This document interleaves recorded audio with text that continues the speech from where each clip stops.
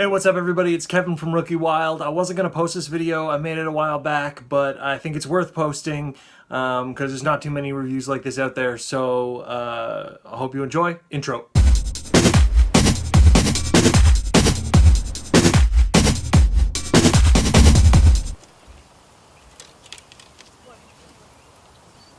I wanted to do a quick video today because in my last video, or maybe two videos ago, I was talking about wanting to shoot left-handed and trying out a friend's left-handed bow, and I wanted to take you out to the range, the public range we have. I live in Toronto in Ontario, and show you my new bow, because I got a new bow, but it is winter outside. It is very, very winter, and I didn't, still sort of getting over a chest infection, so I didn't want to go outside in that.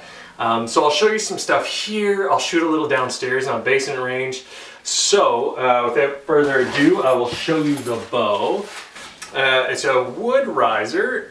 There's a lamination sort of that runs this way, which isn't the strongest, but quality wise is about what you'd expect. This bow was, I think, 150 bucks Canadian-ish.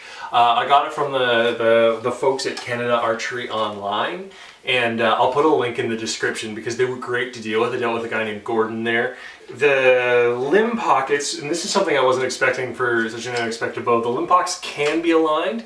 When I got it, the limbs were sitting straight in the pockets.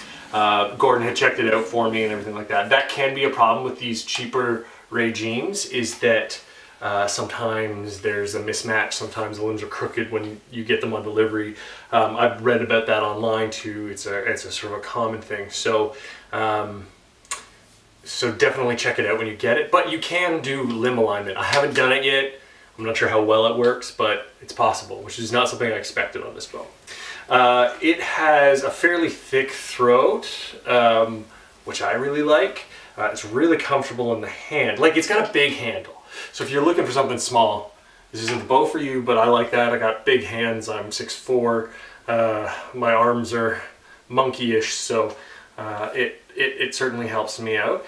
So I'll go ahead and put this together. Also on here I have a Cartel Super Rest. I think it's called Cartel Super Rest. It's already starting to wear a little bit, but it works great. I wouldn't recommend shooting off the shelf unless you wanted to build up the shelf because of the way it's sloped again. And then I had in here, at first I put a little, it's drilled out for a cushion plunger and a sight. And I've had both of these things on here. It worked great, but then I sort of pulled them off because I'm interested more in gap and instinctive shooting. Black glass over what I think is a maple core.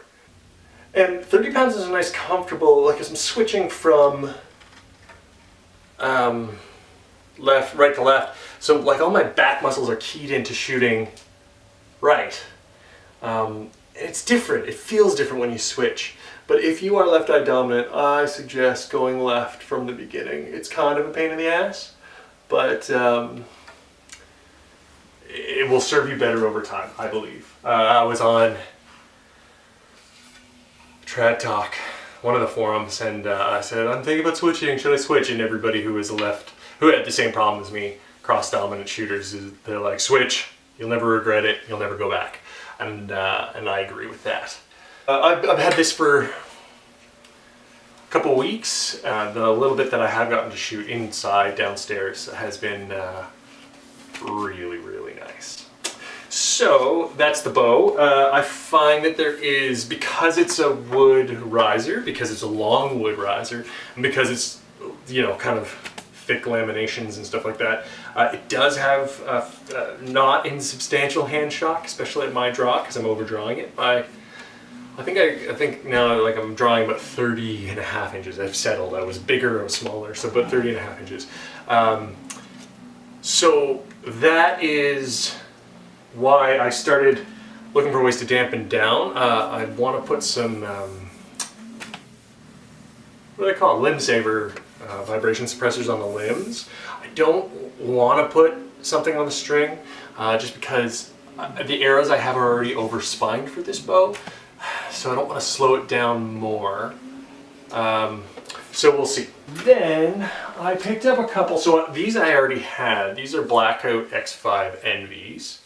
And so they're a little short for me. They're the first ones I got when I bought my first bow used. And they're 500 spine. And then I picked up some of these 600s. These are 31-inch Easton Aviators. They're sold by Lancaster Archery. I think Easton makes them specialty for Lancaster. And I don't know if you can hear that, there's a snowblower out there that's stuck in the snow. But he's going to town. I have to go out and shovel again. It snowed so much since I shoveled this morning. We're getting like 15 centimeters, which is what, like 8 inches, 10 inches? I can't do that conversion. 15 centimeters, 8 inches maybe? Anyway, I haven't shot vanes since I got my first bow. It was an Olympic recurve. And all those arrows, I took the vanes off and I put feathers on. So then I put vanes on these arrows when I first got them because I was like, oh, I'm firing off an elevated rest, not off the shelf. And as I was putting them on, I was like, this feels wrong. So I only put vanes on a couple of them and I might put feathers on the rest before I shoot the shooting part of this video. That's all I have for today. If you have questions, please post them in the comments section. If you have an opinion about the Ragim matrix, I'd love to hear it. Please post that in the comments section. Please like, subscribe to my channel. I'll be posting a lot more content when I can get back outside, when it's not a blizzard. Then hopefully we'll get into the woods.